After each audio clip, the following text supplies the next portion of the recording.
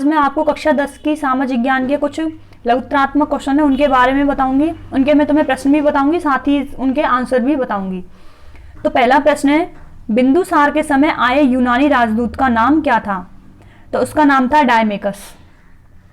अगला क्वेश्चन है, पुराणों में अशोक का नाम क्या मिलता है?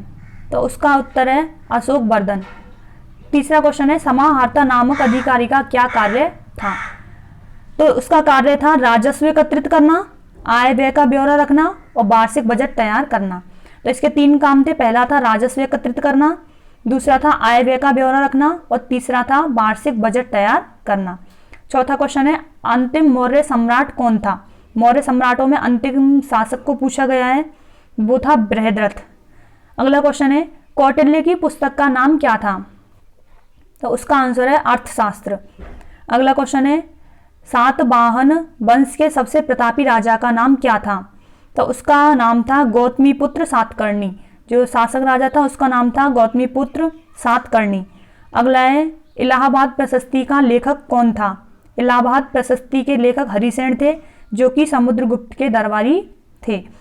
अगला है, मौर्यों द्वारा निर्मित सुदर्शन झील का जीर्णोद्धार किसने करवाया? मतलब इसका निर्माण किसने कराया? तो सुदर्शन झील का जीर्णोद्धार चंद्रगुप्त मौर्य के सौराष्ट्रीय गवर्नर पुष्पगुप्त ने करवाया था। अगला है, पालवंशी राजा किस धर्म के अनुयायी थे? तो पालवंशी राजा थे बौद्ध धर्म के अनुयायी। तो इनका धर्म था बौद्ध धर्म। अगला है, वर्तमान जयपुर के आसपास का क्षेत्र किस महाजनपद के नाम से जाना जाता है? जो जयपुर के आसपास का क्षेत्र है उसको किस जनपद के नाम से जाना जाता है? तो उसका नाम था मत्स्य जनपद। अगला है, चंद्रगुप्त मौर्य ने नंद वंश के किस शासक को पराजित कर मगध के राज सिंहासन पर अधिकार कर लिया था? तो वो था घनानंद, और जिसको उसने पराजित किया था 322 ईस्वी में। पूर्व में चंद्रगुप्त मगध के राज सिंहासन पर उनको बिठा दिया गया था।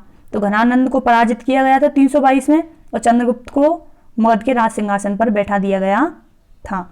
अगला है, अशोक के अधिकांश अभिलेख किस लिपि में है? तो अशोक के जो अधिकांश अभिलेख हैं उनको ब्राह्मी लिपि में लिखा गया है। मतलब उनकी जो लिपि है वो कौन सी है? ब्राह्मी लिपि है। अगला है, अशोक के समय में साम्राज्य कितने प्रांतों में बटा हुआ था? तो अशोक के साम्राज्य में जो प्रांत थे वो कितने थे? 5। उनको 5 प्रांतों में बांटा गया था। अगला है, 6वीं शताब्दी ईसा पूर्व में भारत को कितने महाजनपदों में बांटा गया था, या फिर कितने महाजनपद उस टाइम थे? तो वो थे 16 महाजनपद। और उनका जो स्रोत है जिसके सहायता से इसको बताया जाता है वो है अंगुत्तर निकाय। क्या है? अंगुत्तर निकाय। तो 16 जनपद थे इसमें उस टाइम पर। अगला क्वेश्चन है, महाजनपद काल में गणराज्यों की सबसे बड़ी संस्था कौन थी? महाजनपद काल में गणराज्यों की सबसे बड़ी संस्था कौन थी? तो वो थी संस्थागार। कौन सी? संस्थागार। अगला है, अभिलेखों में अशोक किन उपाधियों से विभूषित हैं? जो अभिलेख हैं उनमें अशोक की कौन कौन सी उपाधियां दी गई हैं अशोक को? तो वो हैं देवान प्रिय और देवानाम प्रियदर्शी।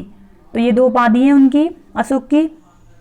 अगला क्वेश्चन है, अशोक ने बौद्ध धर्म के किन त्रिरत्नों के प्रति अपनी आस्था प्रकट की थी? कौन से 3 रत्न हैं जिनके लिए उन्होंने आस्था प्रकट की थी? तो पहला था बुद्ध, अगला था धम्म और थर्ड था संत। तो 3 हो गए। कौन कौन से? बुद्ध, धम्म व संत। इनके प्रति उन्होंने आस्था प्रकट की थी।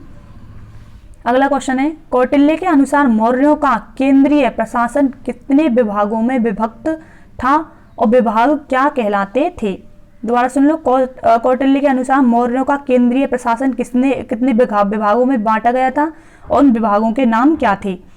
तो कौटिल्य के अनुसार मौर्य का केंद्रीय विभाग 18 विभागों में विभक्त था। 18 विभाग थे उनमें, और ये विभाग तीर्थ कहलाते थे। क्या कहलाते थे? तीर्थ। अगला है, अशोक के अभिलेखों का सर्वप्रथम पढ़ने में जो अशोक के अभिलेखों को सबसे प्रथम पढ़ा था वो कौन था? तो वो था जेम्स प्रिंसेस। कौन था? जेम्स प्रिंसेस, जिसको सबसे पहले इनको पढ़ने में सफलता मिली थी। तो जेम्स प्रिंसेस था। अगला है, अशोक के रुमनदेही अभिलेख हमारे लिए क्यों महत्वपूर्ण है? जो अशोक के रुमनदेही अभिलेख हैं वो हमारे लिए क्यों महत्वपूर्ण है? तो इसकी सहायता से रुमनदेही अभिलेख हमें यह बताता है कि उसने भूमि कर की जो दर थी ना वो 1/6 से घटा करके 1/8 कर दी थी। वो 1/6 से घटाकर 1/8 कर दी थी।